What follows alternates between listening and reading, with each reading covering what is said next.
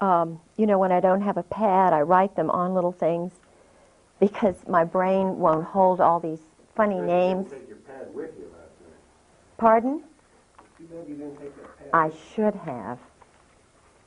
And I'm just trying to find where in the heck I put that. Her wired. And I am now wired. I know he was called the Commissar, and they called him the Commissar. He was the one who did all of the training for the, well, they had a Halo school, you know, George told me, in the Philippines, where they trained the Delta Force, the assassins in the Philippines. They also had a school like that. The Australians had one in Indonesia, on an island where they're having big kind of East Timor. East Timor, yeah. Yeah, it's in the mountains, and it was started. Yeah, and the Portuguese are involved in this in some way. Based on your newest lesson, you learn about the line of Thursday. Very good? All right, great. We're rolling. We're recording. We are doing it right now. And good deal. Hey, Albert. Albert. Hit this camera here. Tighten the shot just ever so slightly, would you? Mm-hmm. Just, I mean, you don't have to get all the way. You could reach for that side easier.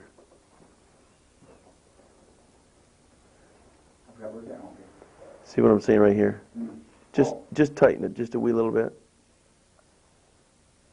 Perfect. You got it. Huh? Good. I said that's perfect. What's that? The keys? Did I take the keys? You need the keys. We'll get my car. Gotcha. Okay, then hurry back, because I can't be without my car. No, I'll be right back. A little bit lower below the pocket, but that's okay. Good shot. I think so. Yes, oh yes, sir. All right. Now, we're having a fascinating conversation, talking to the wife of the former Chief of Staff, Marine Atlantic, head of the intelligence group that went to Beirut. They were already meeting over there. He was, before the Beirut bombing, the NATO intelligence wet operations guys, psychological operations guys. Okay, now when you refer to wet operations, W-E-T, does that stand for something? Yes, it means murder, assassinations groups. Oh. NATO has a group of assassins and psychological operations specialists who work in combined operations to destroy targets. Okay. My husband tried to explain to me the first 3 years of marriage how it all works. I was assistant director of the Chamber of Commerce. I was the first woman on the board of the Foreign Commerce Club in Norfolk. He thought that I was a worldly woman. I had dated a number of guys who were high level, like Jerry Unruh, who was the captain of the Saratoga, a man who was very high up in the Army intelligence in Richmond. I had been married to a governor's grandson whose family were all in intelligence. His father was Harvard economics professor. They thought... You even mentioned that years ago you dated John Engler, John who Engler, is now our he governor. was in ROTC. I'm sure it's the same John Engler if he was in the Navy. I dated a John Engler who was in the ROTC in Norfolk because, you know, Norfolk is the largest military complex in the world. We have Langley, the Air Force Base, which does intelligence work. We have Camp Perry, which is an intelligence, international intelligence spot. All of the naval bases, the Master Jet Base, Training and Doctrine Command, which is Army, Fort Story. And in fact, Fort Story was where the recent Secretary of the Army was told he had to leave. I have intelligence guys who tell me truth because they know they can't talk, and I get a lot of scoops. Togo West, who was basically honest, and like Colin Powell, most African-American men are not going to condone murder and assassinations and so forth when they find out about it. Togo West... No, you think there's something, I'm missing something here. The Afro-American man is not like... Generally. Generally, So you feel that Colin Powell is a different cut of general than these other guys we've been talking about? Oh, absolutely. Colin Powell's the wonderful thing about some of the African American men I've met is they'll tell truth. Why would they allow these guys to rise in rank then? As puppets, thinking that they will, be able to make them do certain things because psychologically they're innocent, they're naive. They cannot believe that our government has got hit squads, that there's group sex going on, that they are giving people money in exchange, for their services. Mercenary training is going on in the Army and the Air Force at the highest circles. And Colonel John Ryman, Dr. John Ryman, they have him targeted as a kook. Colonel John Ryman lives in California. He was on the high track up, the Rising Star track. He was in Great Britain. He found out about a murder over there. Okay. He reported it. He also had the crazy idea that there ought to be a peace college in Cambridge. We ought to really start working towards peace. Well, the minute he got back, he gave an idea, a synopsis of his sort of peace college idea to Colin Powell and his wife. Colin Powell took it to the National Security Council. When Ryman got back, and I'm not sure of the logistics and the chronology of all of this, but I'm in contact with him, he was put in a funny farm. I think he was put in a place in either New Orleans or St. Elizabeth's Hospital where they put Ezra Pound and where they've got Reagan's assassin. St. Elizabeth's Hospital, like the Eastern State Hospital in Williamsburg, has Army intelligence people in there. They're targets, people who have decided to tell truth or whatever. In other words, people who believe in the American dream, who are Christians, who are trying to get things straightened out. If they transgress that line where they upset somebody in high command, just like in Germany, they all of a sudden move from being a person to being a target, from being a human being, a Christian, a loving, wonderful soul, to being a target, therefore the enemy. This is also what happened in Germany. Why should God makes us all wonderful and beautiful? Those of us who have the courage of our convictions and who believe in what Christ did, who stand tall, why should the leaders not be able to speak and tell truth? Because it's in the rainbow of truth, the rainbow of individuals who are God-fearing and love truth, in which we can build a better world. So why are good people silenced? Why are their papers gone through? I have an interesting, I took some notes last night, and I'm trying to, let's see. Well, they're silenced because they are, they're in a conflict of good versus evil. Yeah. In this struggle. Where am I? I need my. No problem. We can find it. Yeah, I need my. Your checkmate book is down there. Oh yeah, this is what. Is it in there? Yeah. What's happened to me? What's happened to people like Marianne Poors, Deborah Von Trapp, Colonel Sabo's dead. Let's talk about Deborah Von Trapp for a second, because I've heard the name, but I somehow associate her with there was something negative, or there was some discrediting of what she. Is she the same Deborah Von Trapp that alleged that the Oklahoma City bombing was somehow Japanese related? Or is that a different person? Now, she may, I do not know. I've met her on the phone through Sarah McClendon when I was staying with Sarah. Everybody's experience is different. When you're a Christian, when you're a very strong Protestant Christian, as I am, and you're walking in light, you're walking in truth, you take people at their word until you find out that they've lied to you. And if they have intentionally lied, then, I just let God deal with them. Do you know what I mean? Okay. I don't believe So maybe in somebody fed her disinformation solely designed to discredit her. Yeah. She, and I do believe this is true, I believe that, I know that she worked in the White House.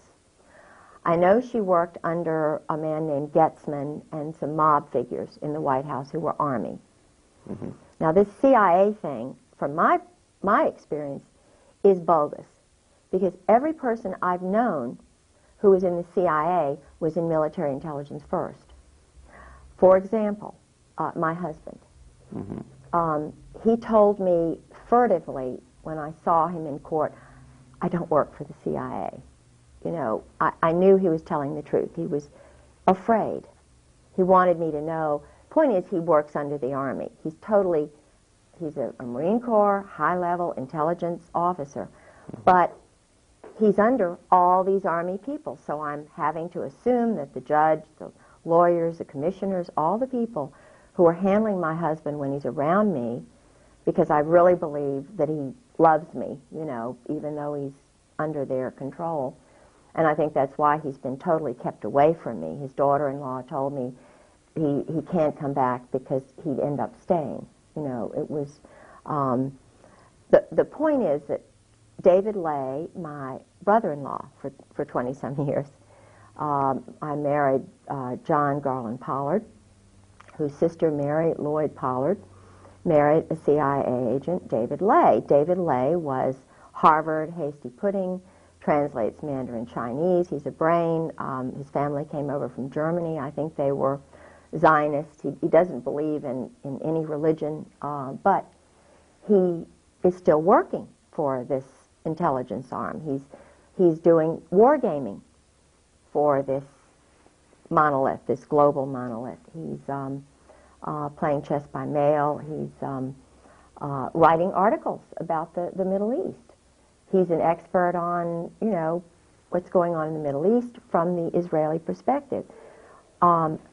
He's Army. I was with my sister-in-law when he went on a mission, and she was in the same psychological state that I was in. This is what, And that state, how I know. And that state succinctly is? Keep the women out of it, terrorize the women, make the women fearful of their own, in other words, make them, I can't describe what I went through except to say that every single Marine wife that I know is in that psychological state. Thank God, thank my grandmother for her wonderful Presbyterian background. You know, women are intelligent, kind of, you've got the spunk in you or the genes or Jesus Christ, whatever it is. I know truth, and truth is vitally important to me. I cannot live a lie. Do you know, I can't live a lie. I cannot. Maybe I was injected with pentothal when I was an infant. I don't know. But So like that incident at the officers' club where your husband at the time told you, just get used to it. This is the way that it is. yes. You just can't get used to living some facade and looking the other way as if something doesn't exist. No. And I mean, he's sick. My husband's really mentally sick. Any man, I believe he killed his first wife, Sue.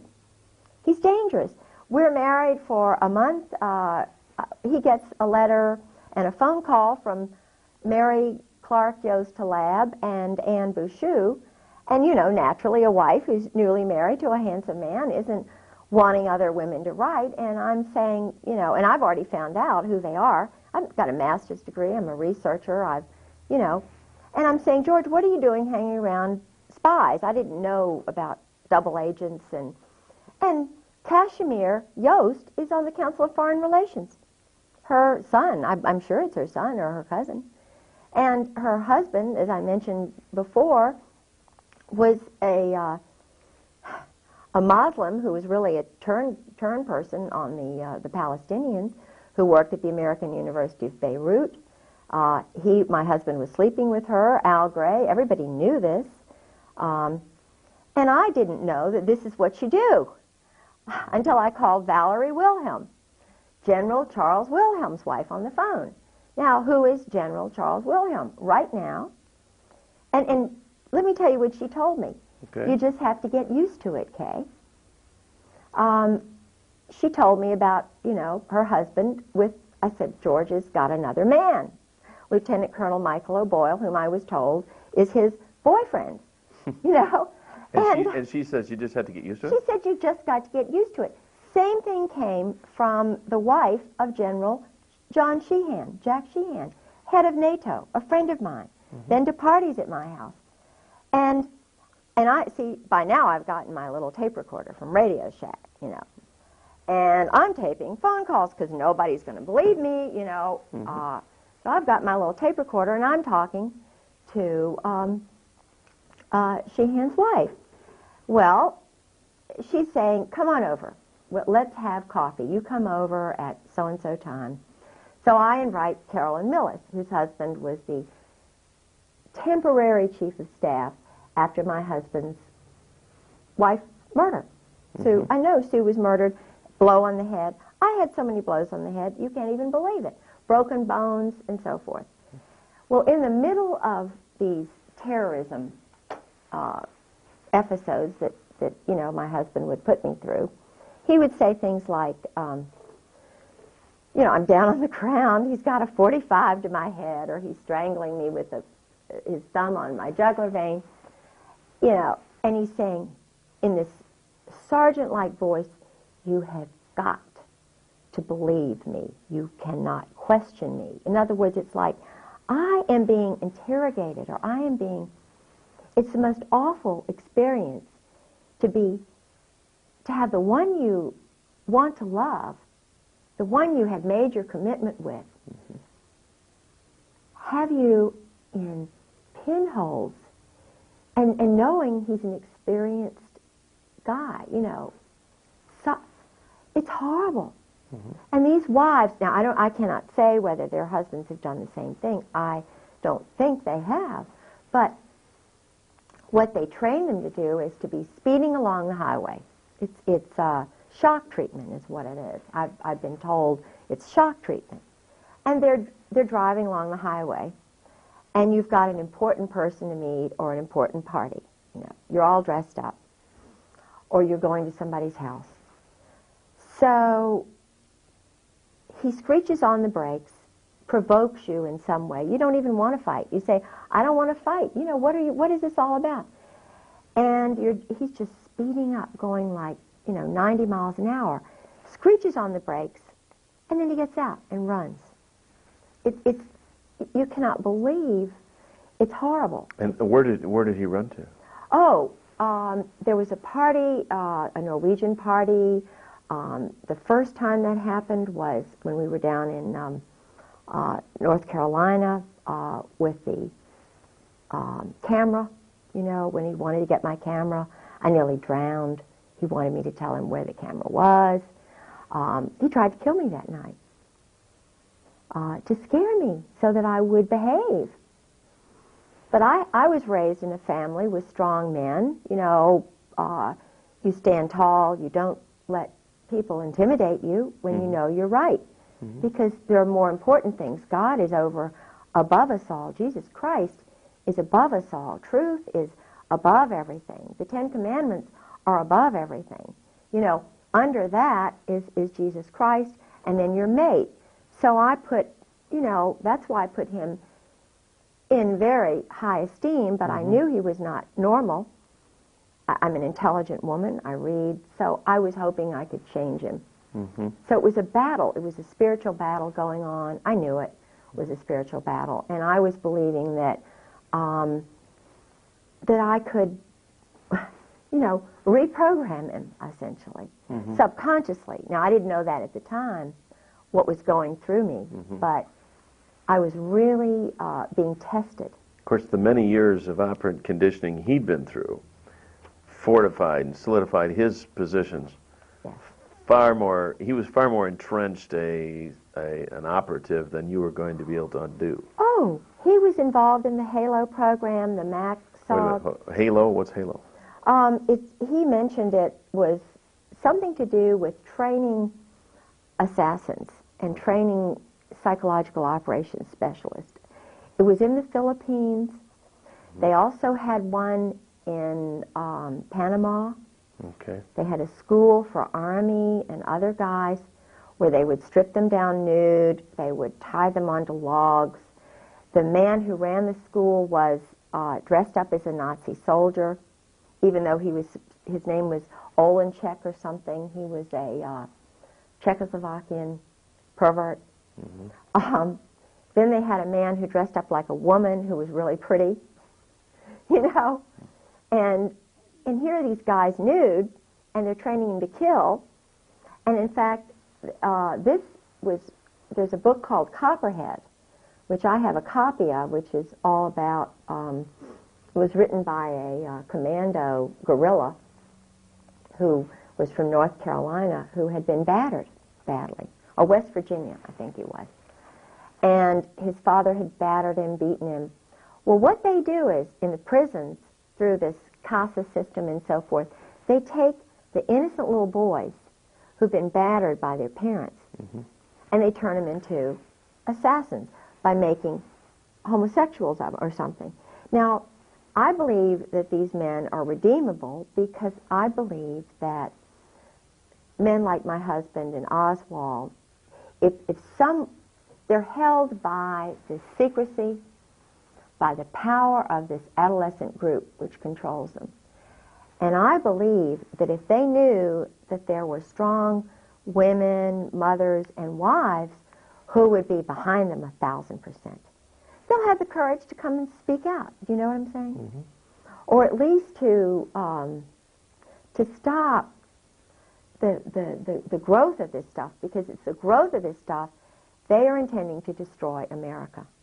Well, there certainly seems to be a growth in homosexual activity, homosexual acceptance, homosexual promotion, homosexual acceptance in our society today. Yeah. And it just seems like everywhere you turn, you're finding a little group of homosexuals, or even in our local community, I'm surprised how many homosexuals are running businesses, and certain restaurants are becoming homosexual hangouts. So you know, well, the owner must be a homo, and he hires homos, and I hate to admit that I think this is the way things are in business and banking and in education. Oh, the local college, university. Yeah. I've had people tell me that they're just loaded. You cannot get a job unless you are special, elite, irregular. Now, the frightening thing here is, number one, this is the underlying thing. This is what happened in Nazi Germany. This is exactly the same pattern that happened in Nazi Germany, the exclusion of women and mothers who love their children. Now, I'm pragmatic enough to realize and say, look, we mothers look at history and we look at the future. We're pretty daggone damn wise.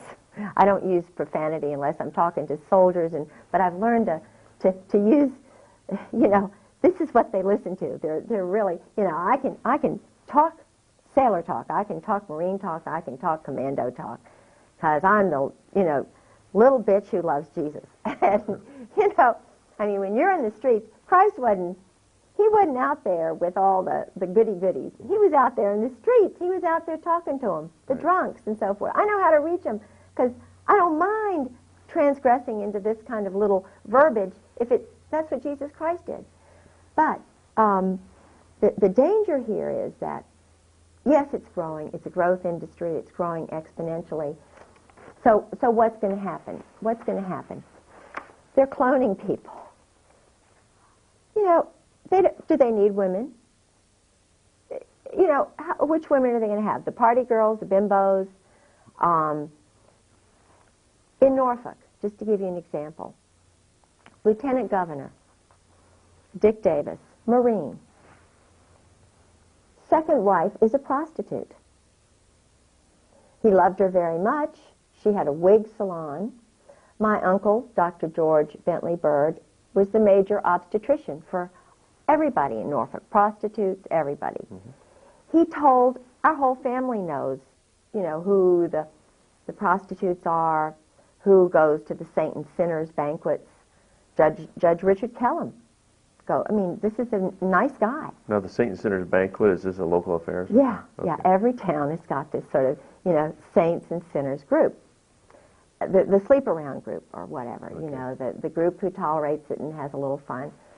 and they're all, they're all guys. Well, okay. But the thing is, where's it going to lead?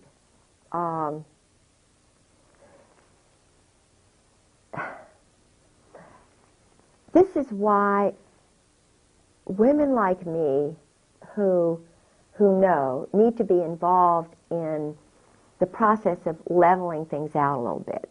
I don't know whether I'm describing it. When you target good, strong people who know what to do or who can figure out quickly what to do in given situations, it's like targeting good people, taking their papers, going into the leaders' houses. The leaders who pop up, who are trying to get things straight, are the ones who really know what's going on. They're just the people who need to be involved in the process of leveling things out. Mm-hmm. Because, hey, maybe they've gone off a little here, a little there, but the point is, they know that truth and light is what is going to make that balance work out. And when you marginalize women, target women, mothers, wives, who are strong inside, I'm talking about really core strong, genetically strong. Mm-hmm. Even Clausewitz says that the moral is 3-to-1 over the arms, If they want to win over these little guys, they've got to have credibility. What's happening now and why they're all afraid is they have no credibility. The SEALs are the worst. They were so afraid about that one little doctor that the SEALs gang raped in Norfolk. Why? Because the whole credibility of the SEALs is shot. Okay, now I'm not sure. I'm aware of that. There was a gang rape of a doctor by the SEALs? Yes. By a group of SEALs? Oh, yeah, in Virginia Beach. And when did this occur? 2 years ago. And the interesting thing is that the parents of this girl, she's beautiful, from Georgia. This is a wonderful human being who went into what used to be Poppy's. It's kind of the night place in Virginia Beach. When I was single, mm-hmm. I went there, we would go there, 4 of us women, young mm-hmm. women, Molly and Sally and myself, and we go there, and the doctors would go there. It was kind of a place. Well, the SEALs are taking over Virginia Beach. SEAL Team 4, 6, and 8. And this gal went in there. One of the men just thought, oh, she's great, let's take her out. They took her out, raped her, killed her. Goodness. Strangled her. And was anybody ever prosecuted? I don't really know what happened because it's been hushed up by the local courts who are controlled by Army JAGs and Marine Corps. And again, JAG stands for? Judge Advocate General. And these are guys all who have been involved in their wives have been handled, gotten rid of their first wife. They're sleeping around with another bimbo woman or another man. They're participating in group sex. C. Lyden Harrell is one. There are lots of them. Who's he? He is a man who was, now I'm not anti-Mason, but right. I have suspicions about Masons. Some of the things that they do in the darkened rooms, and I've been told that... Well, it's a secret society, isn't it? Yeah. But I know that he sabotaged me in my case. I think there's money... Oh, he's the judge. No, I've had a number of lawyers that they sort of said, because, I have no lawyer. I'm trying to fight for all these other women and mothers, and for the people who know truth, and because I'm verbal, because I'm articulate, and I'm also gullible, I want to believe that there's somebody good out there who's going to help me fight this thing. Because I've got photographs of being battered. I've got doctors' signatures. Sarah McClendon, the senior White House correspondent, has an affidavit where she tried to call my house. And men answered the phone and said, this is a military base, and the Griggses don't live there anymore. Now, Sarah McClendon could not even get through to my house For 2 months, she had to go to another phone just to call me. So I knew that all these other people I'd called in Washington were trying to call me, and the calls were being rerouted. Now that is in this book. This I found in Goodwill. And so I shouldn't mention this because they're going to go now start calling Goodwill, but all the intelligence divorces, there are a lot of divorces going on. The wives will throw out their husbands' books, or the husbands will throw them out. They're mad at the government. But, you know, I found that's why they've been raiding my library. That's why they've been... What's the title of this book? This book is called Intelligence and Electronic Warfare Operations. Okay. Now, this book is all about what happened to me. Army, Air Force, Marine Corps. Where is the FBI Psychological Operations Unit? Quantico, Marine Corps base. The only FBI agent who came to me, who was allowed to come to me, was Dan McNally, 20-year Marine. Homosexual, I believe. I'm pretty sure he is, because you know, and I'm not saying that he's a bad person, but I am saying that I was not allowed by any other FBI to have any other FBI agent come and hear about the break-ins to my home, the battering that I went through, nearly killed, the murder of my husband's first wife, serious business. She's in a grave, Suzanne Workman Griggs. She died on April Fool's Day, 1987. And the doctor wanted to do an autopsy. Couldn't do it, because the 2 men who were doctors in that hospital, Dr. Lawrence Smith and Jean Lamb, Army officers. They owe their life to this business. And they take orders. Of course they take orders. The judge in my case, Judge John Moore, his first wife was put away because she was telling truth.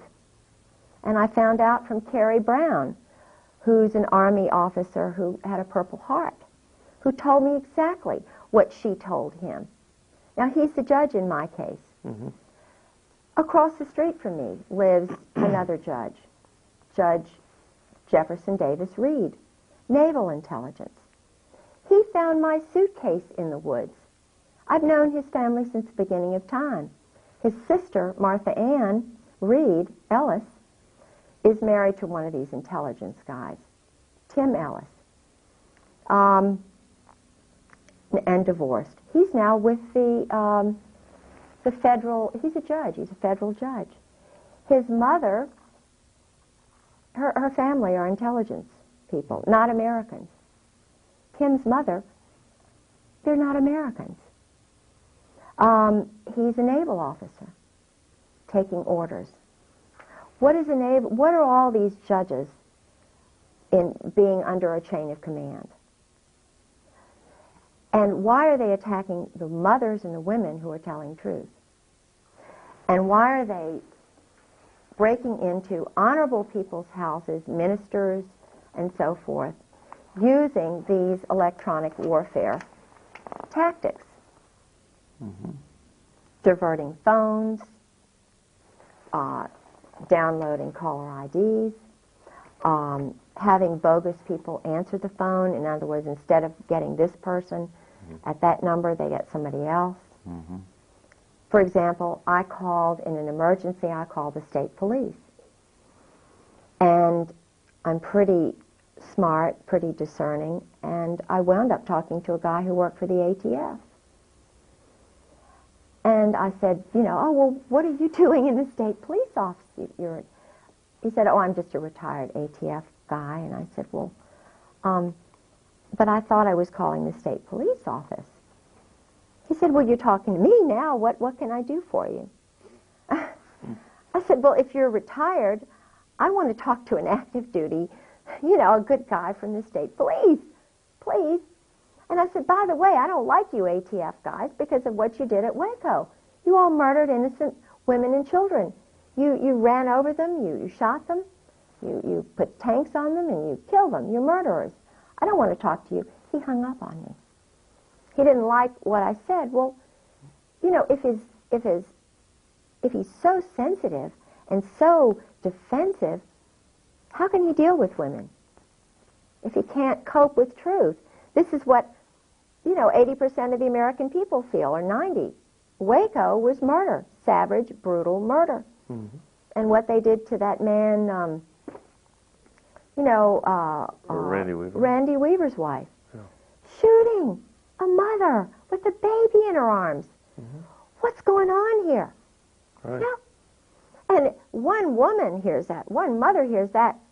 She doesn't like the ATF anymore. I don't know any woman who likes the SEALs anymore. I don't know any other mother who really likes the ATF anymore.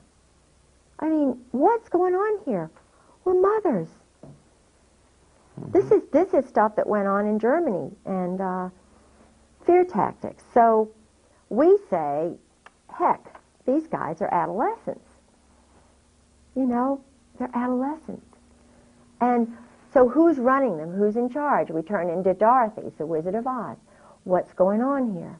Mm-hmm.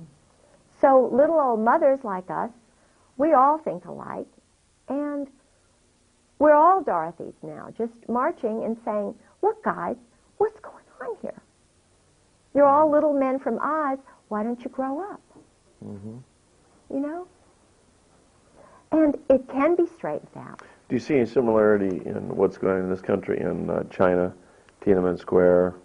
We've all seen the picture of the young man standing up in front of the tank.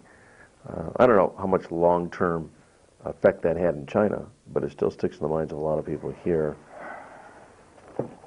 You know, like Tiananmen Square for China, Waco for America. Are there similar? Is this a turning point, a rallying point?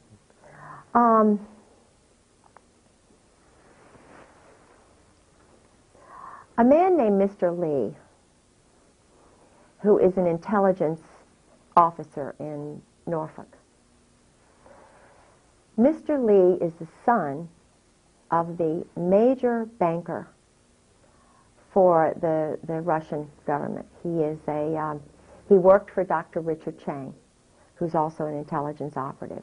I believe he's an honorable guy. He's tall, he's sort of a Princeton, Harvard-looking guy, I believe he's honest.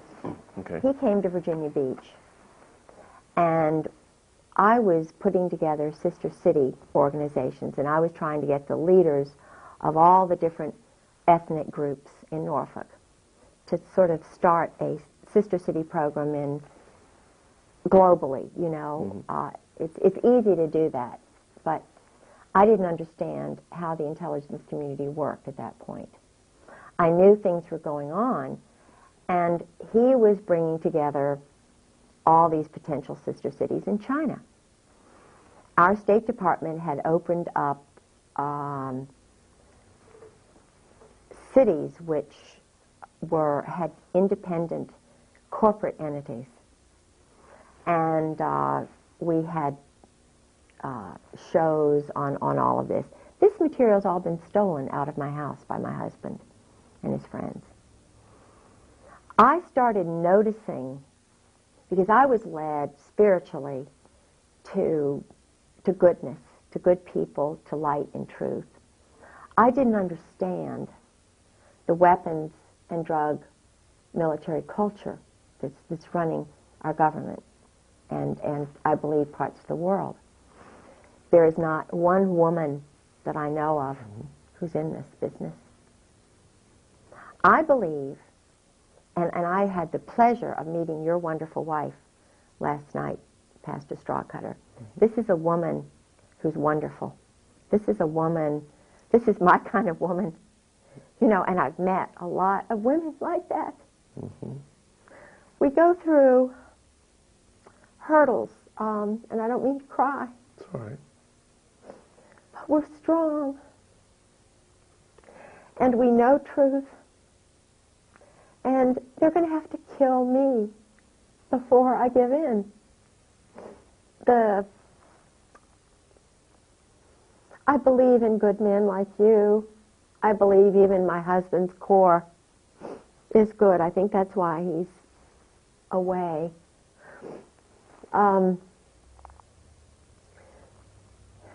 I looked at, and that's the way I have this, why I have this little book here. It has the list of the members of the CFR, Council of Foreign Relations. Do you recognize names in that CFR list? All these names that I've underlined, I know. Okay, you're out of camera there. You're out of frame. Go ahead and pull it in close. There we go. All right. All these names that I've underlined are friends of my husband's, or I personally know. Okay, okay. My son, John Garland Pollard, and I hope I'm not jeopardizing my family, but and I believe that there are some good people possibly in here, so I want to qualify that and say they're not all bad. Just because you happen to know them or underline doesn't mean that they're on a bad list. No, right. No. But, and I don't have my glasses on. I'm blind as a bat, and I had surgery, so I can't hear right. I'm just a, 55-year-old wasted woman. Not at all. But there are quite a few names here, and it's quite a long list. I mean, we're only at the ends now. This is the, Bill Clinton's on here. You've got the Rostos. You've got 11 Cohens. Okay, we're at the Z's. You've got Mary Halab's son. I'm pretty sure that's Kashmir. Carl Vorno. You've got a lot of. You've got the Commandant of the Marine Corps, whom I have my picture taken with.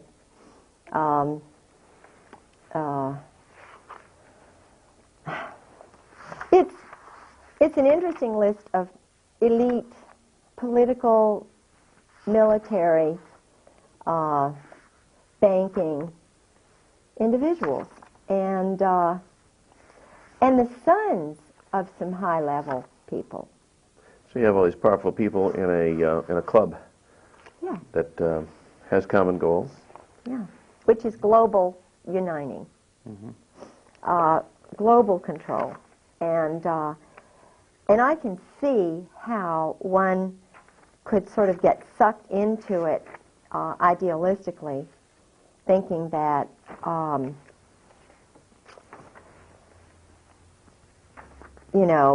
it's something that we should, world peace and harmony and everything. And I mean, I can understand wanting world peace and harmony. I'm trying to find a name here. But if you're a Christian, which I am, a Christian with a little c, because the early founding fathers never capitalized the word Christian. Did you know that? Did you know that all of the founding fathers were homeschooled? Did you know that? Yeah, Madison? I was aware of that. Yeah. Think about that. Did you know that most all of the Virginian founding fathers were only gospel Christians? Matthew, Mark, Luke, and John. Didn't even read the end time stuff, the Old Testament. Did you know that Thomas Jefferson was a born-again Christian the last, 7 or so years of his life? Did you know he was corresponding with Adams in Massachusetts? That he took the New Testament and the Gospels and was trying to find out everything that Christ did?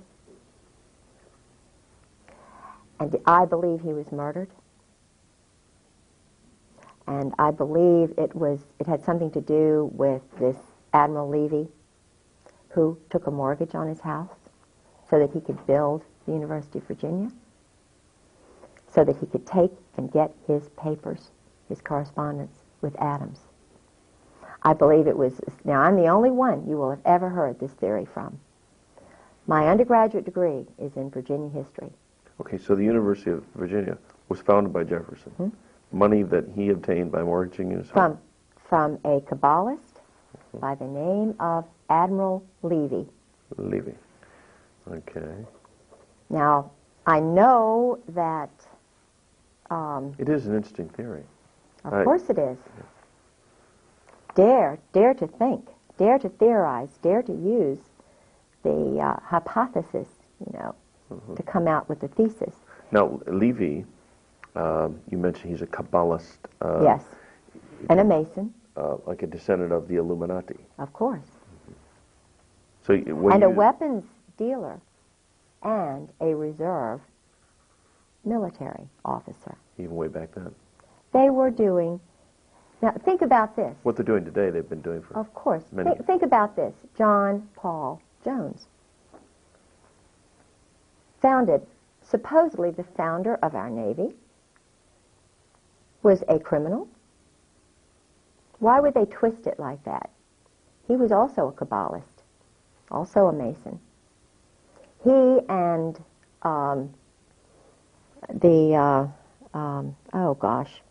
Lafayette.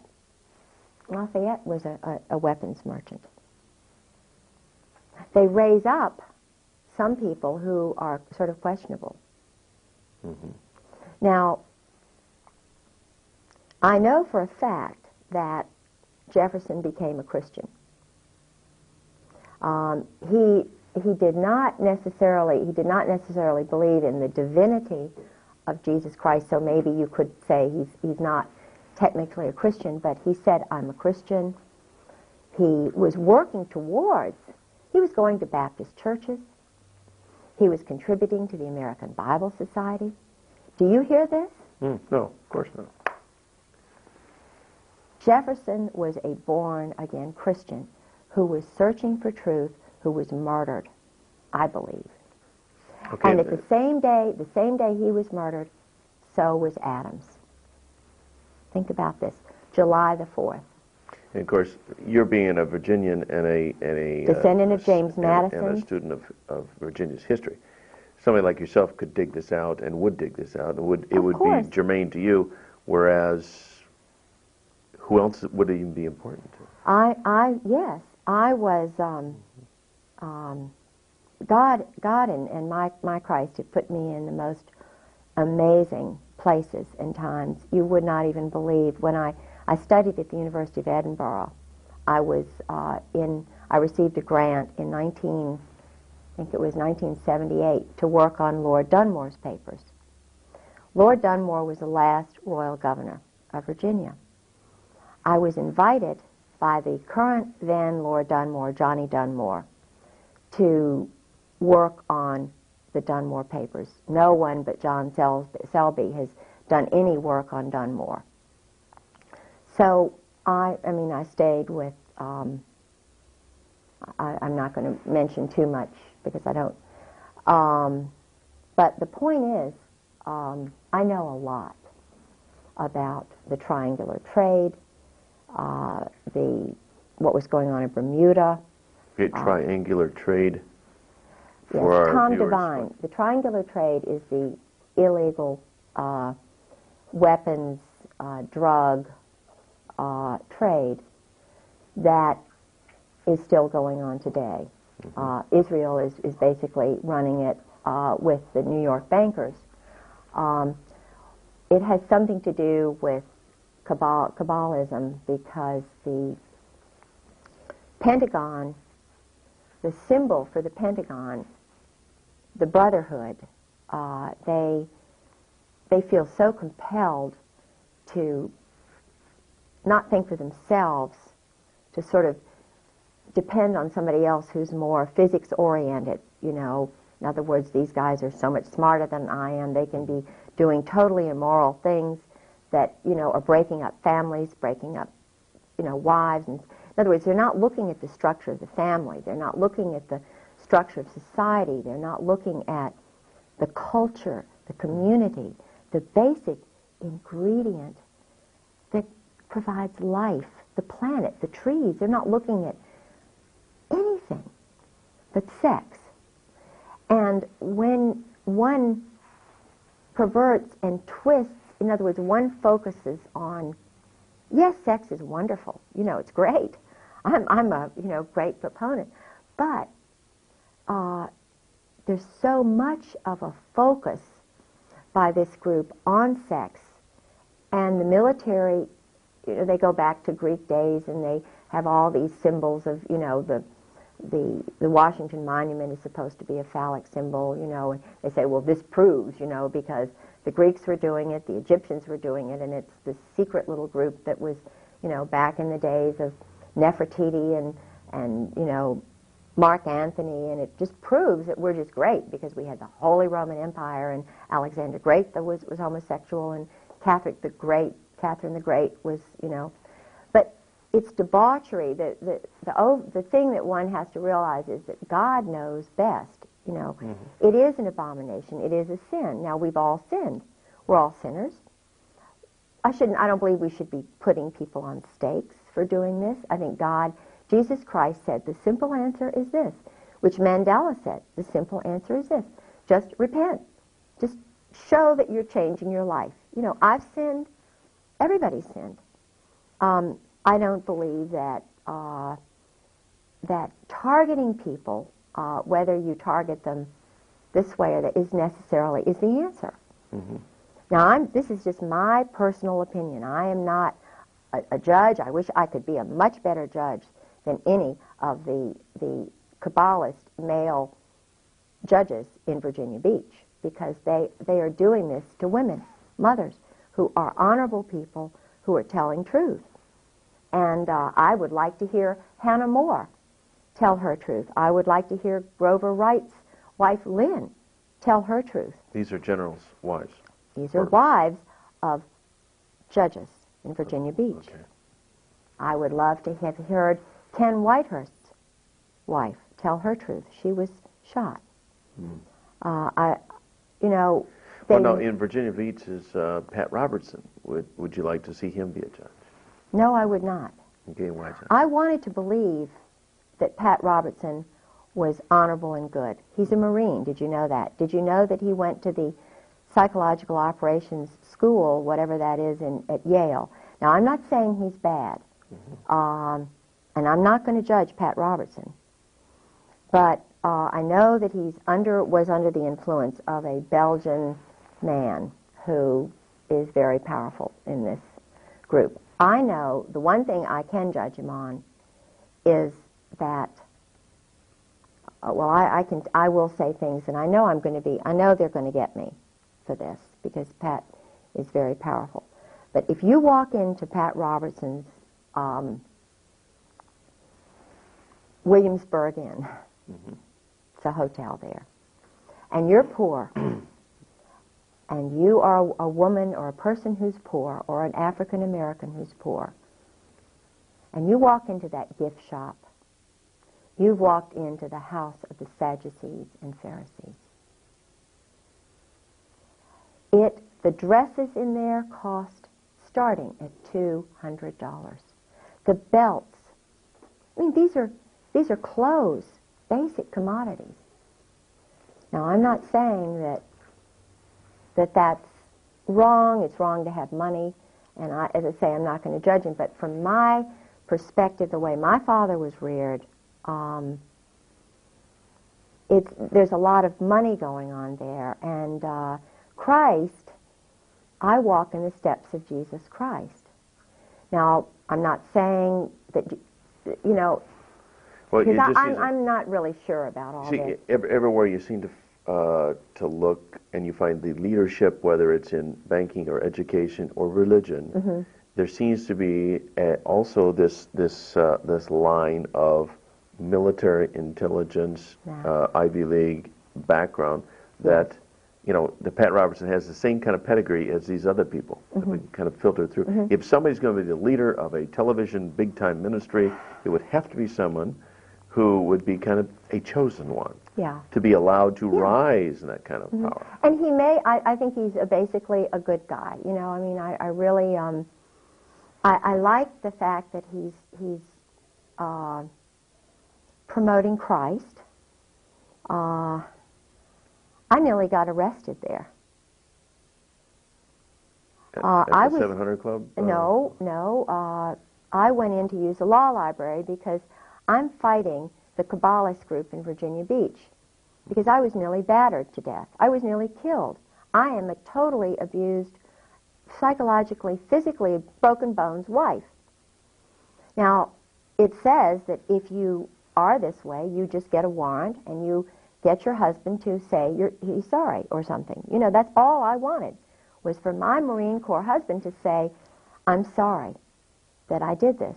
But if he's got men behind him telling him to do this, they're not going to let him say he's sorry, are they? No.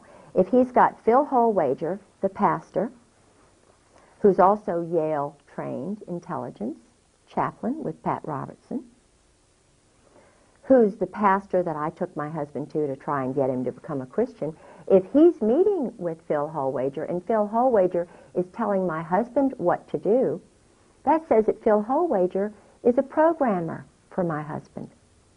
He's been trained in mind control. And Phil Holwager admitted to me, I've had psychological training, yes. And it slipped out. Oh, well, I made the mistake and told George, you know, in other words, he let me know that he has power over my husband. So then there's Ty Kroll, who's in the same church with my husband, who is a sailor, and he did some sexual things to his son, and he had his children taken away. Well, he's in the church and a good guy and everything, but he's a pedophile. Now, my husband, and I'm sort of taking up Ty Kroll's side, because we're in the same Bible study. It's kind of interesting.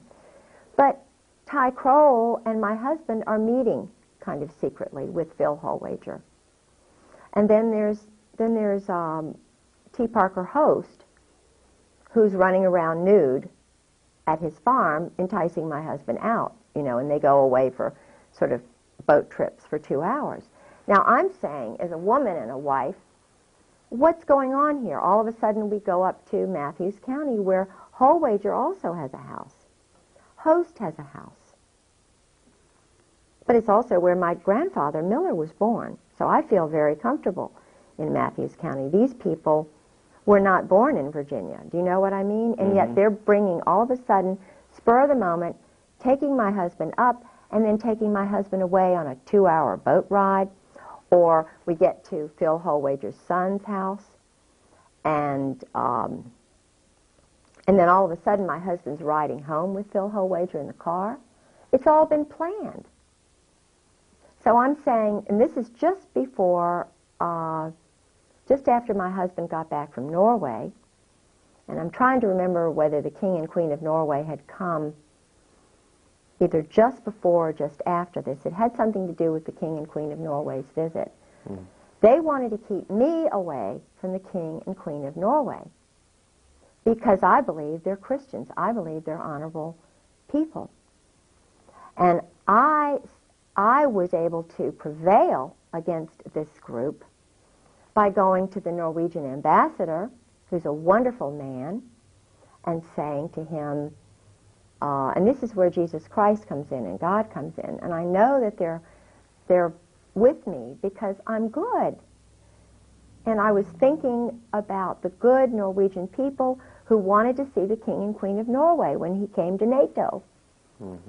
And all I did was what any honorable citizen would do, representing the honest little people who were Norwegians in Virginia Beach and Norfolk. I wanted them to have a chance to meet their king and queen.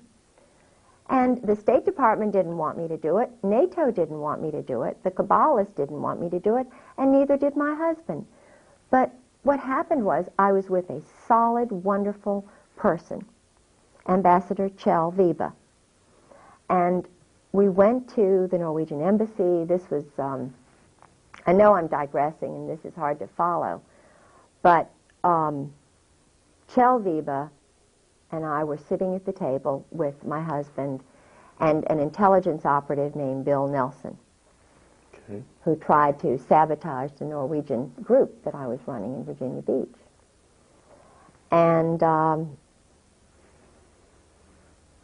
Vibe, we were planning a trip to Norway in August, which I think was just a bogus sort of thing to kind of, I don't know. To appease you a little bit. Oh, yeah. And I knew things were going on with my husband and the weapons sales and, you know, all of this stuff. And because he was dealing with the embassy, the American embassy, and with people, and, you know, there were things going on. And I knew things were going on. I was sensing it really strongly. So we were in Washington, sitting around the big table in the Norwegian embassy with the ambassador sitting to my right, Bill and Kate Nelson to my left, my husband across the way, and Suzanne Baptist, who is the daughter of the man who started the Sister City Association. And we were supposedly planning this trip for the mayor of Virginia Beach and her husband to Norway. And he let it slip, the ambassador let it slip, that the King and Queen of Norway were coming to Norfolk in October. Mm-hmm. And the ironic thing is, it was the very day the Nobel Peace Prize was being awarded in Norway. I didn't know it at the time, but I thought, this is really strange later on. Here's the King and Queen of Norway are at NATO headquarters the very day that they're giving out the Nobel Peace Prize in Oslo, which is where the King and Queen of Norway are. Mm-hmm. And I mentioned this to Mayor Obendorf, whose husband is involved in this weapons sale stuff, because her husband, Roger Obendorf, and my husband went to this deserted airfield. Roger Obendorf is involved with Andrew Fine, who's Army intelligence, who tried to take over the Norwegian organization from me. When I knew that the Andrew Fine does all this group swinging sex with his wife and with NATO couples, and, you know, and I'm going, something's going on here. Roger Obendorf and my husband went to this airfield. I wasn't allowed. Mm-hmm. So I knew, because my husband was meeting with other people, like, in other words, this is big. Yeah. Now, when you mention NATO group swinging sex, are you talking about some of the most powerful people in this world, the leadership of this military? Absolutely. And their wives being privy? I mean. Yes. Yes, I'm talking major. I mean, this does not give security to the people of not only this nation, but the people of the world. No. To think that people who have the power to kill others, wage wars, send your sons and daughters into battles, these people are complete, whacked out degenerates. Absolutely. Let me give you an example. Because I was involved, I love people from other cultures. I went to an Episcopal religious girls' school, mm-hmm. and all of my they had girls from all over the world there. They had a Turkish. My chemistry teacher was from Turkey. Her name was Mrs. Kunt. I had a Daddy Didion was an Armenian. Turned out he was later a spy, or they told him he was a spy, but he was from Armenia. I had a French teacher who was in the French Resistance. St. Margaret's School is a school for double agents, or at least, but it's a great school for girls, because you're with all these people from other cultures. You know, we had the president of the school's father was with the Ramco. I didn't know about all this stuff and how they kind of do it. Woodbury Forest is another school like that. I sent my son there. He went 4 years to Woodbury Forest, which is where President Bush's son went, Oliver North's son went. It's in Orange, Virginia. I didn't know how it all worked. And I mean, if it works for peace and Christianity and love of Muslims, love of people, give them the right to their own cultures, the way the British did, you know, because I believe basically wherever the British went, I know there's a big hate Britain movement going on, but wherever the Brits tended to go, whether it was India or Africa, they allowed the cultures. They still wore saris, and they still were, you know, the ragheads were ragheads to protect their heads from the sun. Now they're called ragheads, and they're targeted as enemies by our little boys. Our little boys are taught to hate ragheads and to kill raghead women. Well, I don't think that's very Christian. So I'm looking at the top guys, and they're not Christians. So it begs the question, well, what are they? Well, that question was in my mind after I was married 3 years, and I started delving. My own little Miss Marple, my own little, you know.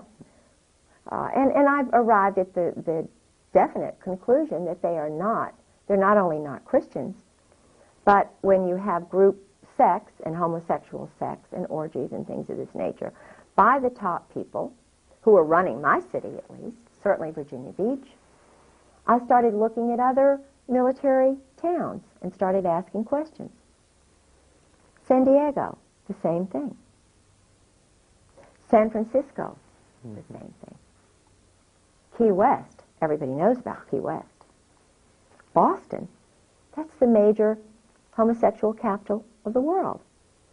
You know, they're having sex on the highways. Guys are parking. They don't need, people can't even go into the restrooms in Boston. Of course, Washington, D.C. So, Not to mention the Oval Office. Yeah, well, but at least, now I don't know about, see, I know that he is sick and he's addictive, but I believe that, now that you all will all disagree with me, but I lived with Sarah McClendon, and Sarah is a senior White House correspondent, and I believe he was just addicted to sex, and I believe that he was put into that office to try and control him, but I believe that he has repented. I believe he had strong grandparents who loved him, who were Baptist. I have hope for that man. Now, I know a lot of people don't, but I do. And I have hope for that marriage. I know she's a strong woman. And I know a lot of men don't like a strong woman, and I believe she loves him. And I believe that basically he loves her, and I believe they love their daughter. And I will say one thing, that at least, you know, and who knows what their motives are. It's between them and God, but I'm glad it came out for their marriage. Well, at least he's not, he doesn't seem to be homosexually inclined. No, So we'll give this that- is it. give him that the much guy, credit. And they don't like that, you see. That's why the little guy who's, you know, the little short guy, what's his name, the homosexual? Skinopoulos or... Yeah, his... George Stephanopoulos. Stephanopoulos. Well, I met him. See, I went into the White House with Sarah, and I met him. He's a little short guy, and I even saw the place, the Mambo Jumbo room, where he hangs out, right around the corner from the Ontario. Well, homosexuals are one thing. It's an abomination in God's eyes. It is an abomination. It's a weakness. It shows that they're very immature, and, you know, we all go through stages in life where we're immature. And I wish he would grow up. There's a whitehead who's an ambassador who's a homosexual. And his lover is one of Bill Clinton's attorneys from North Carolina. Now, I like the way that man thinks. He's a homosexual, but I like the way he thinks. James Angleton, CIA, was a homosexual. The head of the FBI was a homosexual. Paisley was a homosexual. They murdered him. All of the British intelligence agents were homosexuals. I haven't yet arrived at my theory on that, except that it is a weakness. It is a moral weakness. It's a way to control people. No, that's what I was gonna say. Now, I say, look.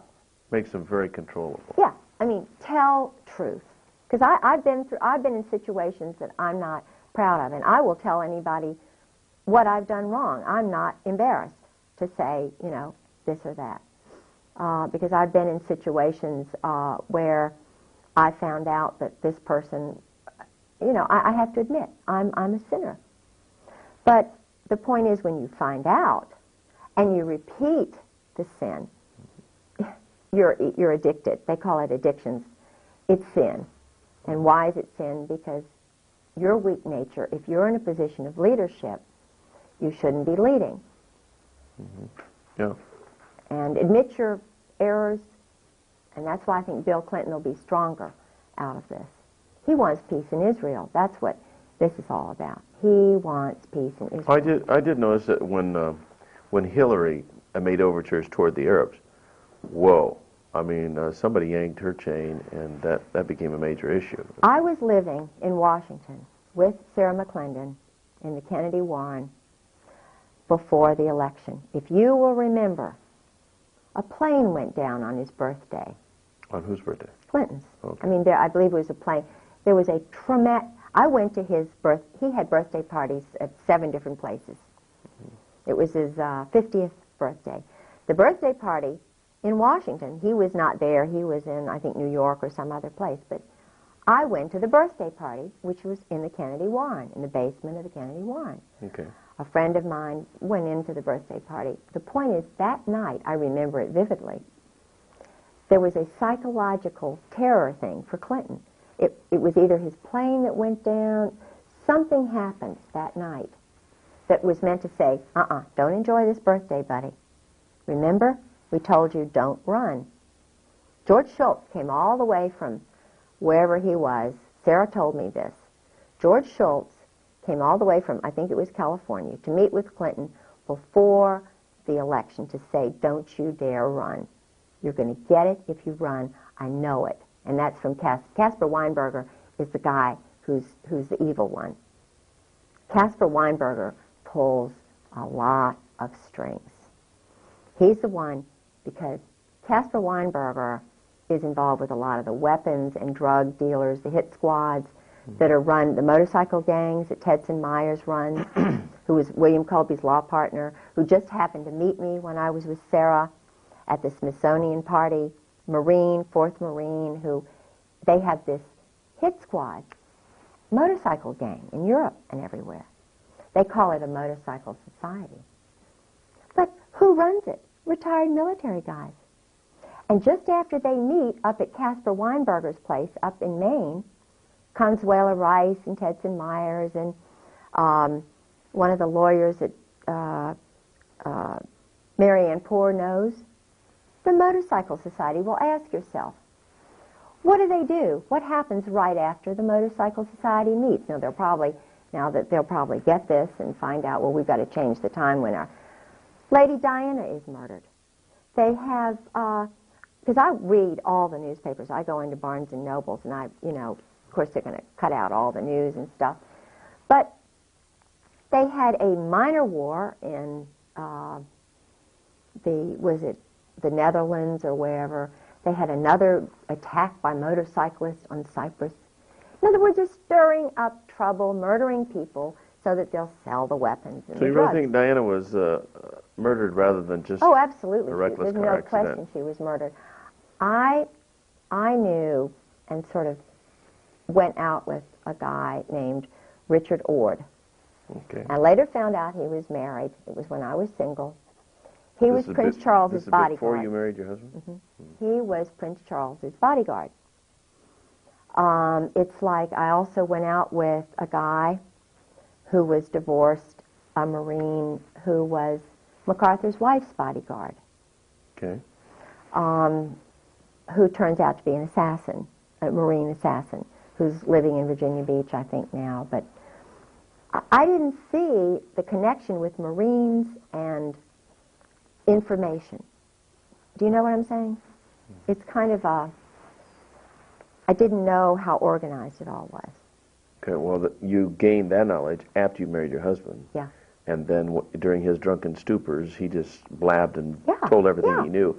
Yeah. Actually, his alcoholism opened up the door for you to find out all this stuff. Absolutely. If he hadn't been an alcoholic, That's course, why I praise most of them God in are. a way. I don't praise God that his mind is destroyed and that he's a brutal, he hates women kind of, but I think, yeah, I praise God for everything I've gone through because every I know by his stripes we are healed because I walk in his shoes. I have to as a follower of Jesus Christ.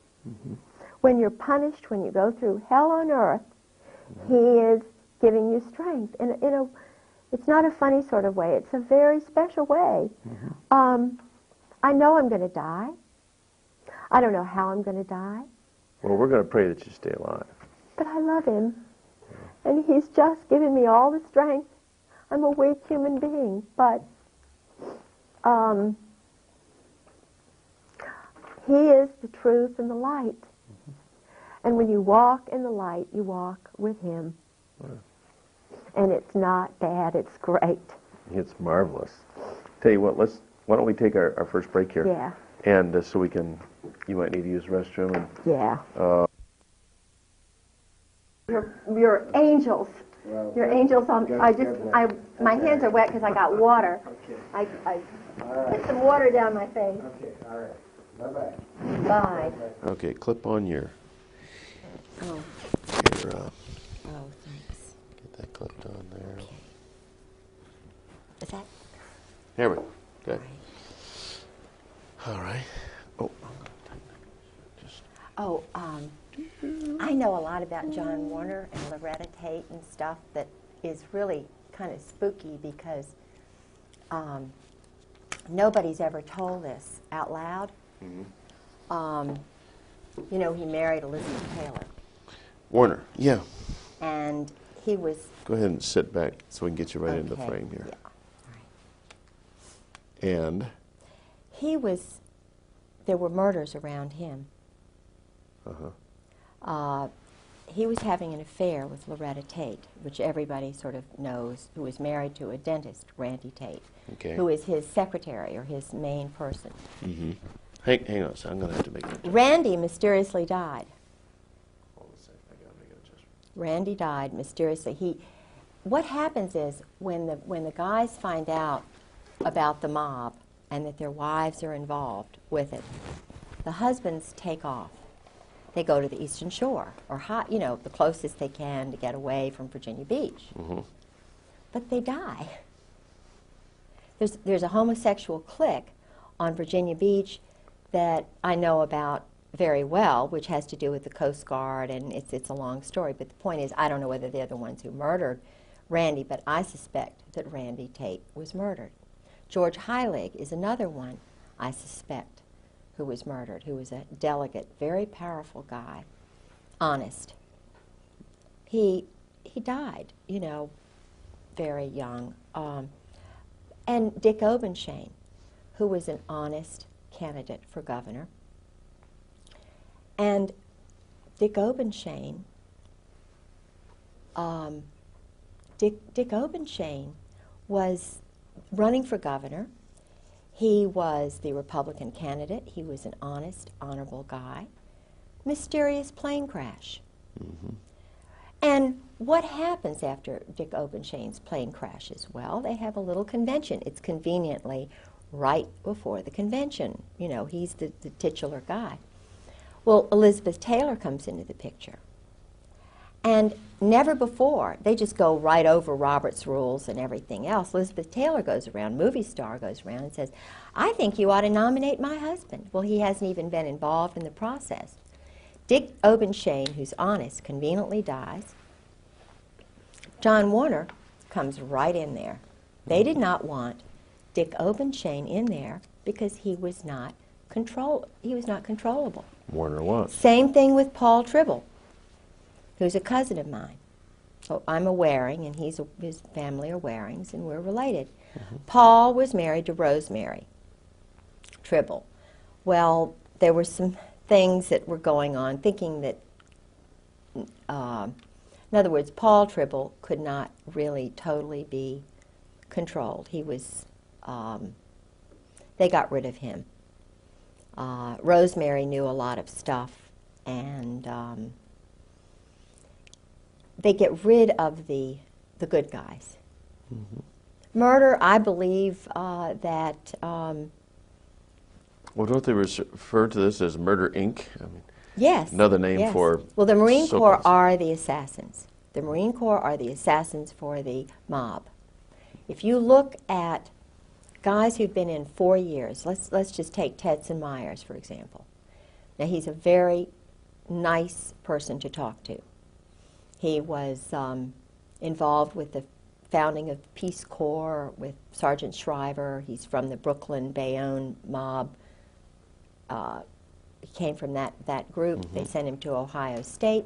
Then his 4th year, as I understand it, he did something like truck driving school. Then he goes into Korea and becomes UDT.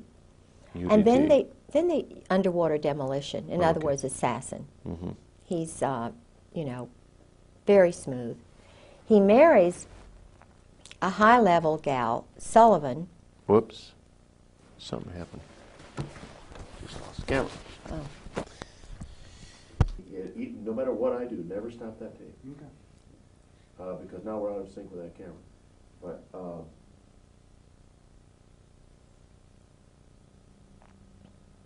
all that means is that we'll just have to sync it again. So I mean, it's not a big problem. But evidently, when I turn that camera on, I didn't hit. See, at a glance, That's if you ever glance up there, see that red light's not on? We'll have a picture here and we'll have a picture there, but it will kick out on us eventually. So we're back on. Okay, Okay. 5, All 4, 3, 2, 1. We're back. But just pick up where you left off. Yeah, the mob in Virginia, Virginia Beach, is very, very strong, very well organized and connected with the military. Yeah, well, you indicated for that there's a connection everywhere between the mob and military. Absolutely. The Whether it's New military York or is San run by the Diego or- mob. The military is the mob. The Marine Corps are run, they're the assassins for the mob. They may only be in, as Tetson Myers was, for 4 years, but the individuals then go on to truck driving, truck loading school. They're always loading things and, moving things around. But then they send him to Harvard Law School. Mm-hmm. Then he winds up, when I met him, or just actually, I met him after Colby's murder. But I find it rather unusual that I had spoken with William Colby, the head of the CIA, who knew my husband well, who told me on the phone all of this stuff about the Phoenix program and Israel, and all of that stuff was coming out, and that he was going to be doing it. Okay, your husband told us that. No, Oh, no, William Colby on the phone. And Tetson Myers was across the hall from him. Okay, so law was partner. William Colby Murdered. a good guy from the get-go, or Yes, was he was a good guy. one of the insiders they need to get rid of, or was he? He was an insider who was involved. He knew about my husband's involvement with Krulak, Victor Krulak, Al Gray, the Russian double agent who was, I believe, Czechoslovakian or Georgian, who was called the Commissar, who was running everything in Vietnam. He was the murders, the assassinations. My husband was involved with the murders, the assassinations. He was involved with teams that did that. They were training boys to kill, Okay, and using again, mind control, using... the whole reason for Vietnam or any of these conflicts is simply to use up a lot of arms and make money. yes. Basically, that's all there is to and it. to train more killers. To use more weapons. Absolutely. To make more money. Yeah. It's a sick, sad little adolescent boy cycle. These are not grown up.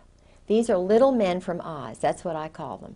Al Gray is a sick little man. Al Gray is a That was the general. former commandant of the Okay. Marine Corps. Carl Mundy is a sick, pathetic, lying little man. And he is? The former commandant of the Marine Corps. Then you have Krulak, who is a son of an agent, of a double agent, Victor Krulak. Not American. These are men who the Constitution is just beneath them. People like me, their wives, and citizens like you and honorable people are just beneath them because they're special. They're elite, just like the German SS. That's exactly where this specialness came from. Germany, from Nazi. In other words, they took with them the most perverted aspect of Nazi Germany, brought it over to the United States because over 200,000 of these guys came over. And of that, there were some who were existentialist, humanist, anti-Christians. They hate Christians. You know, what happened to the Nazi, the cross of the Weimar Republic was turned this way. Hitler was homosexually recruited in a brothel. He was working in a little brothel. A Kabbalist, Zionist doctor came in and said, "Oh, you look special and great." And in other words, he was one of the many like Oswald who could be used. And they see how they grow rather than see how they go. They see how they grow, manipulate them. This is why they have so many, the Army has so many psychological operations specialists. And the one way to keep them is secrecy. And anybody who believes that Jesus Christ, I mean, everywhere you read in the Bible, he talks about openness. Truth is light. You walk tall. You don't hide behind trees and be the snake, you know, in Adam and Eve and be deceptive. Truth frees you. Truth is a liberator. It's your ally. And the power of their operant conditioning is all in secrets. Yes. That's the one way to tell if they're evil, if they're weak, if they're cowards or bullies. The one way to tell the cowards and the bullies who are now at the very top of the Army, the Marine Corps, the Navy, Gaiman, Hartzog, Abram, Krulak, especially Charlie Wilhelm, who's doing awful things with, you know, men and women. What would Charlie Wilhelm, again, he is... Charles Wilhelm, I met in Norway. He is my husband's one of his closest friends besides Michael O'Boyle. Okay, They're and these called are all Cherry Marines. Marines. Yes. Generals? Now he's a general because they rise to the top. If they're one of Gray's boys, and I talked before I went public, I went to colonels and wives.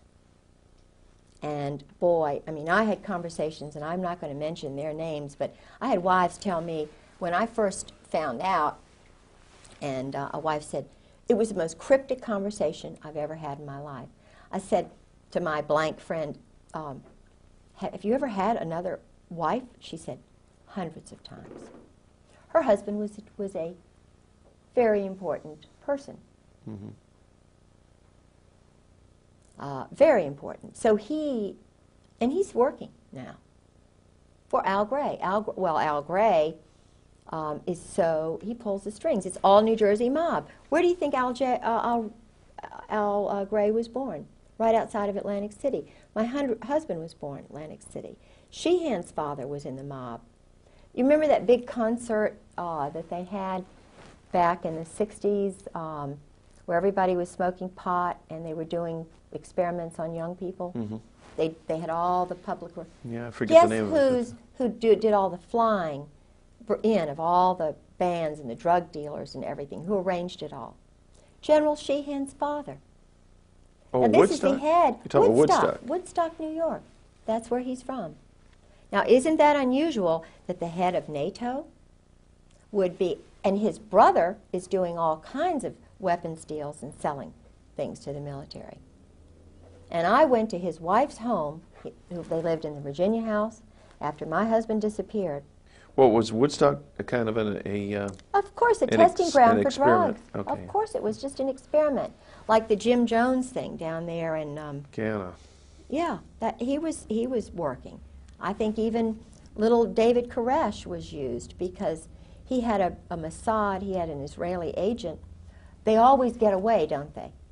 The Israelis always are in there, but they get away, don't they? Mandela. I don't mean Mandela. The guy in Panama. Noriega. Noriega he was an Israeli double agent. Anybody who is Jewish is automatically a member of the army, the Israeli army. Right. They have a joint relationship. How can they be loyal to America if they will shoot ships like the Liberty and it's covered up?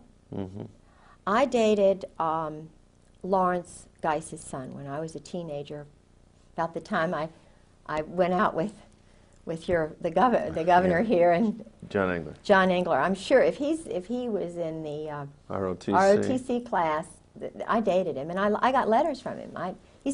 Seemed like a really nice guy. But my love at that time was Tom Williamson. And Tom Williamson was a Yalie. His real father was killed in World War II. His mother, who was a Ballantyne, Admiral Ballantyne's daughter, a wonderful person, married Lawrence Geiss, who was a captain, and then he became an admiral. And I went to the change of command to the Forrestal. I really did like that family very much.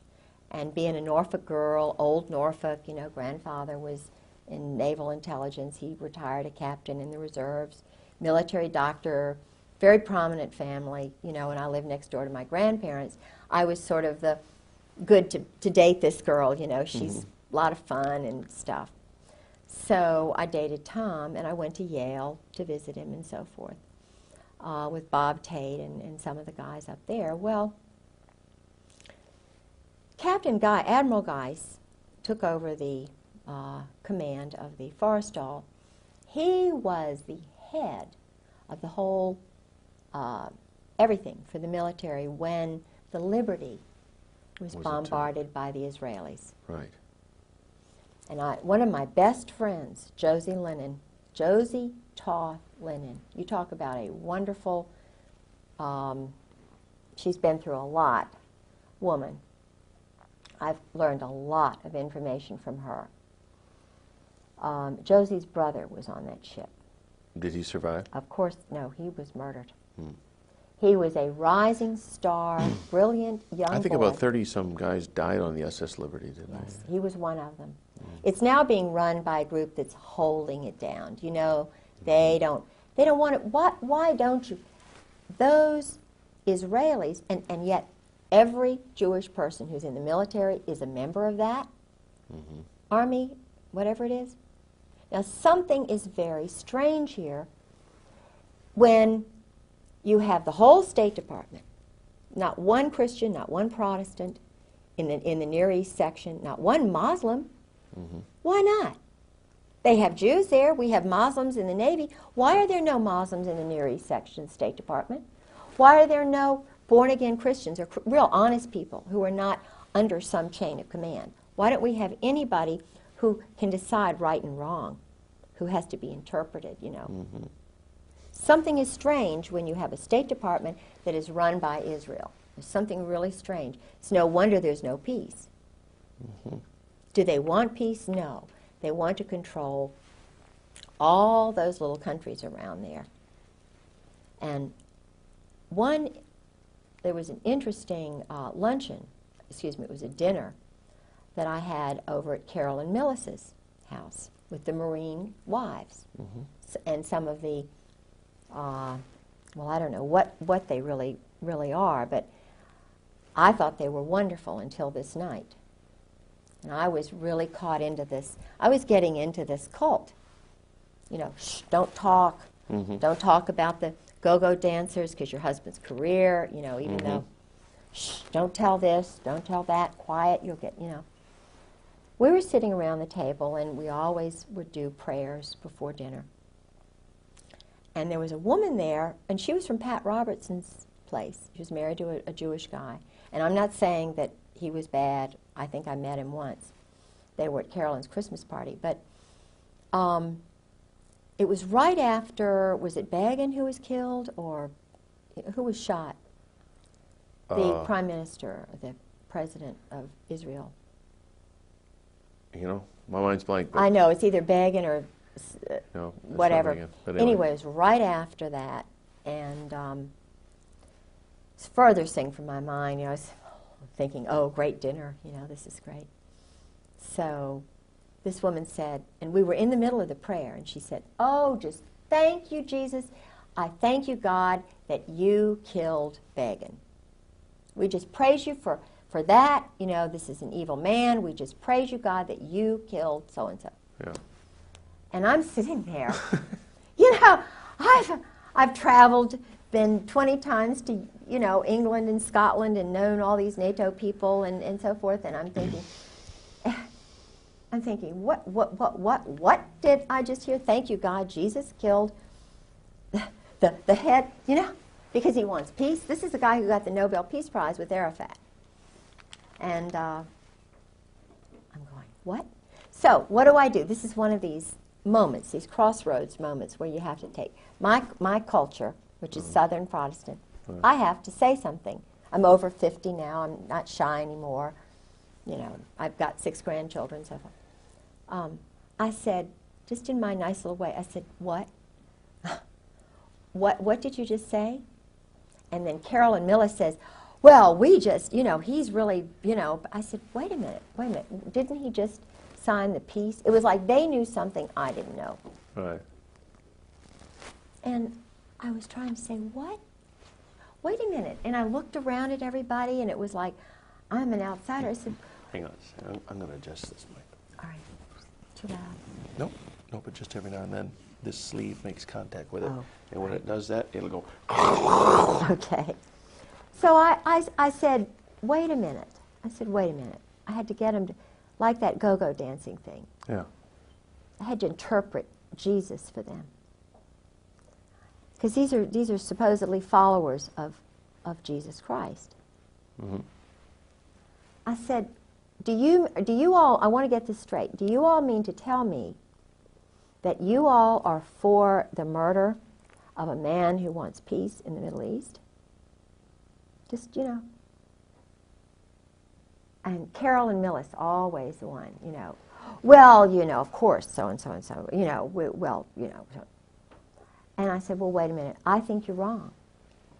Because Jesus Christ would have been behind peace in the Middle East, and so forth. Well, I was just, you can't trust her anymore.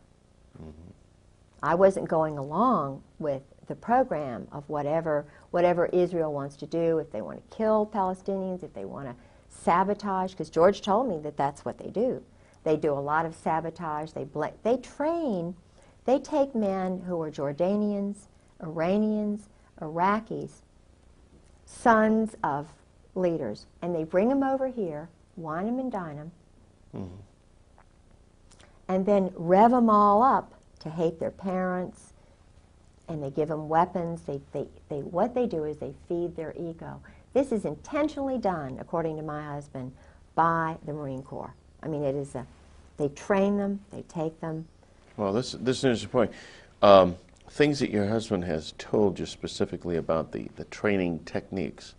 This is, right from his mouth, this is what is done. Mm-hmm. Oh, absolutely. Absolutely. Intentionally, because the objective is to get the goal, whatever it is they want, Machiavellian or, Clausewitz. And of course, my husband was reared, he was suckled on Proust, Sartre, Camus. If you want to read his thesis, it's in French. It was written by Todevay, and, but it's at the Princeton University library. You can read what my husband believes. Now, this is the Chief of Staff of the Marine Corps. This is a guy who writes with a purple pen, which means homosexual, arrogantly so, writing with a purple pen. Al Gray, he's working under Al Gray, called Gray's Boys. This is what they call them, Gray's Boys, all homosexuals, Cherry Marines. There are books on Cherry Marines that I've got. Everybody knows about Cherry Marines. Now, if you have to be a Cherry Marine to get to the top, and then you read about Krupp and the German High Command, and you know that they're using the same word, special. Mm-hmm. You know that they changed the eagle to be the colonel and the captain. You have to get an eagle. And that started when all of these people started coming over to change the America to be generic, no more of a Christian nation. Mm-hmm. And that started, the head of the Marine Corps, who was a Kabbalist, Zionist, in the 1860s, 1850s. You can do your research. When did they change the Marine Corps emblem from being, I think it was a bugle, to having an eagle on top of the world? And who was the commandant when that happened? Ask that question and find out the answer. And then wonder, like I do. And George told me, he said, we've always been the murderers. He said, why do you think we have the red line down our pants? And he said, now because he was trying to interpret for me. We have this X on top of our hat or something. It had something to do with target practice. I spoke to his uncle Dick Griggs, who also works for the mob, the intelligence community. It has something to do with the schools. They have money, limitless money. I believe it's mob money, for poor boys to go to these fancy schools. Uncle Dick has a little computer like Roger Oberndorf does. Uncle Dick. George's uncle, Richard Griggs, who became his father because they were trying to get him away from his father. He was away from his parents for 8 years. Mm-hmm. His uncle handled him. His uncle is getting money from this group. He used to be just a school teacher in Princeton. But he has 2 sons, Bob and Jeff, who are like my husband's brothers. Now, what does Bob do? That's the question of the century. What does Bob do? Bob handles an account for my husband. And I started asking questions about, well, where is this? Bob moved from Princeton, then he moved down to Oklahoma City. He was near that Augusta Golf Club, and now he's in Colorado, and he's handling this account that George has money in. And I see papers of my husband's after Beirut. In other words, he'd done a job. And it was a civilian job. Now, here's a colonel in the Marine Corps doing a civilian job, TAD. TAD. It's where they go off and do a job sort of Okay. undercover. They get a Right. new... George says he's had so many different passports with different names. I'm getting mail from an Engelhard. He's got accounts now for an Engelhard. I get mail from Princeton private account, from Merrill Lynch is involved with the mob. They have rogues in there who launder cash money. They have people who launder cash money in Norfolk. I know some of the people who handle the cash. No, your husband. Drug money's in cash. Your husband is Jewish. No. Oh, okay. Oh, no. He's a German. He's the son of a German family. But his father was in Atlantic City doing very shaky things. In fact, his father's father, not his father, take that back. His father, Ray, was a weak, precious little man, and I liked him. Nobody listened to Ray. The mother ran everything. The mother was strong, domineering, bossy, and I must say she was not attractive, but Ray was handsome. They married. They had 3 boys. I know she had to get married, the older brother, but in those days it was very embarrassing, Well, Ray didn't have anybody. Ray was essentially an orphan as such, although he had lots of brothers. But let me tell you what Ray told me. I was in California with his mother, George's mother and father, staying at his brother Don's. Mm-hmm. And everybody, the world revolved around Mother. But Ray had a lot of wisdom there, and I was anxious to know what really went on in New Jersey, why they left New Jersey, why they left Atlantic City, what happened in Lawrenceville, why George was put in this school and not seen for 8 years. What did happen? All right. It had to do with the fact that they were poor and desperate, that the sister, Rhoda's sister, George's mother's sister, married someone high up in the intelligence community who was he went to the Presbyterian school or something like that. But Ray had been in prison. George's father had been very shortly in prison in New York. And this is, you don't talk about that. Mm-hmm. Ray had seen his mother run over by his father with the girlfriend in the car who wound up being the stepmother. Mm-hmm. You don't talk about that. All right. There were 7 boys, I believe. Ray was right in the middle. All of these pictures have disappeared from my house. Supposedly my husband has never come in to the house. All of this, the pictures of assassins like Rockland Williams and, you can't believe the things that are slowly being taken out of my house. Why? Well, obviously, so that your credibility can be attacked if you ever tell anybody about this. Yeah. I mean, it's a miracle you got up here with the pictures that you did. Yeah. That we're including in this video. Absolutely. That you know, support your credibility. It's just a shame that this video wasn't made a year ago. I know. Or 18 months ago. Yes. Because pretty soon they'd have me not even married to George Griggs. Now. If they could destroy all the records. Of course. And it's possible to do that. Of course. Because I think it was Orwell said that he who controls the past controls the future, and he who controls the present controls the past. Absolutely. So those who control the present can modify the past any way they want. In fact, they could erase you right out of the picture. Why do you think we're in computers and everything's on computers?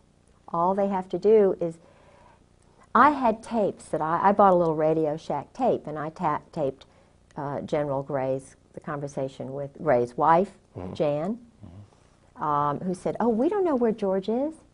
We don't know." And I talked to General Gray on the phone. If they don't know where my husband is, and he's working for Charlie Wilhelm now, what does that make Al Gray? After I've been battered, and I'm calling, I've got pictures of bruises, hematomas, broken foot, putting a 45 to my head, laughing at me while he's standing over me with my arms in pain, chasing me in bathtubs. You know, so I'm hiding and saying, "Please don't kill me," while he's laughing. I took diaries and so forth. Why do they want my diaries? Why don't they want my evidence in the court of this? And I've got it right there for Judge John Moore, who's a commando. Why does John Moore kind of giggle at me? Why, you know, what is so funny about being battered as a wife? When his first wife is dead in the grave. Well, what's funny to them is that it doesn't matter what your claims are, they're in control. That's it. The chickens can do anything they want as long as the foxes are all in cahoots. That's it. And why I have a transcript at the first commissioner's hearing, and Colonel Barry Cantor, who is a Kabbalist, who lives right around the corner from T. Parker Host, who's a commando assassin mob guy, brags about it, who's now has about 7 or 8 agencies and is a friend of George Bush's all of a sudden. Barry Cantor, his office is right next to George Sharp, and they are persecuting me in courts right and left, and it doesn't matter what he says. It's like he's just totally, you know, so it doesn't matter. We'll just ruin you. And then, so I find another lawyer, and his name is Doug Ballard. General, what's his name, up in Washington gave me Doug Ballard's name. And I thought this, I still think he may be an honorable guy, and I'm trying to remember his name, because he's talking about a lot of the stuff that's going on. But Ballard is a name that has connections to the Deep South. Well, Doug Ballard went to VMI, and I knew Doug Ballard because he was a law partner of Philip Purrington, whose brother Charlie I knew, and I liked Charlie Purrington. He was, when I was dating my first husband, John Pollard, they were best friends. And I went out with Charlie a couple of times, but I was, you know, I was making my debut, and, you know, I was kind of, Charlie was just a good friend, and still I like him. And I introduced him to his wife, and they're still married, and she's a Carolinian, he's a Carolinian. Well, Doug Ballard was in law practice with Phil Purrington. Well, so I went to Doug Ballard, and I heard he was a Christian. And I got the information from Paula Ballard about Obenshain's murder from Paula Ballard. And because Paula was very involved with the Republican Party back when Obenshain was running for governor. They were insiders. He was an Army intelligence person who was doing business with the Saudis. He was up in Washington with Oliver North and that whole crowd. Doug Ballard was doing business, illegal business, money laundering. But I was attracted to him because General Ben Parton said, maybe this guy will help you. Benton Parton. General Ben Parton gave me Doug Ballard's name. Do you think Ben Parton is a good guy or a bad guy? Well, I don't know, because what I was set up, or maybe he didn't set me up, but I went to Doug Ballard, and, you know, he's a shyster. This Ballard. guy is crooked as they come, or either very weak, and I think that goes along together. I told him about the things that had happened to me, and keep in mind, he's Army. He's Army Colonel, Ballard is. VMI, but I didn't know what I now know. And VMI again is? Army, Kabbalah, you know, it's But VMI stands for something. Virginia Military Institute. Oh, okay. And Because Benton Parton is very well known in certain Oh, circles now Ben for Parton. challenging the Oklahoma City bombing. okay, well then I believe in him. I think he just didn't know what I know about Doug Ballard. I think, because I think he heard Doug Ballard went to this born-again church, and his wife is all this born-again, which is great, and because I'm born again, but let me tell you what happened. I mean, and they may have been persecuted. They did go through some persecution, but what happened was, and maybe they know too much, but what happened to me was this, because he is part of the Brotherhood, Doug Ballard is. I trusted him with my file. See, Barry Cantor, my husband's lawyer, is an Army colonel. Ballard isn't colonel. The judge, John Moore, is a colonel. The commissioner, two of the first commissioners were colonels. Andrew Aggie, who is mixed up with Crooks in Virginia Beach, he's a commissioner in Virginia Beach. Then there is the first one we were going to get. No, Aggie was the first one we were going to get, Army Colonel, Reserves. Then there is the former Commonwealth Attorney, Andrew Evans. He's in the Masons, and I just talked with his wife not long ago, and she was shaking her head like, yeah, I know all this stuff, I know all this stuff. Well, there's a brotherhood. And Andy Aggie and Andrew just Evans, who was Commonwealth's attorney, they're part of this brotherhood. Now, they were going to judge the case for me. Then we get the third guy, who was in the House of Delegates, Ned Caton. He is a Coast Guard JAG intelligence guy. So finally, we choose Ned Caton to go, because he had done work for us, and I don't think that's really right. But the point that I'm trying to make is that every single one of these men who were judging a battered wife, almost killed, first wife dead, do something with the husband, bring up the battering, it's handled. We go into his quiet, secret office. I think I have a lawyer given him $1,500, and he's one of these society lawyers. And he doesn't want to mention anything about the abuse for some reason.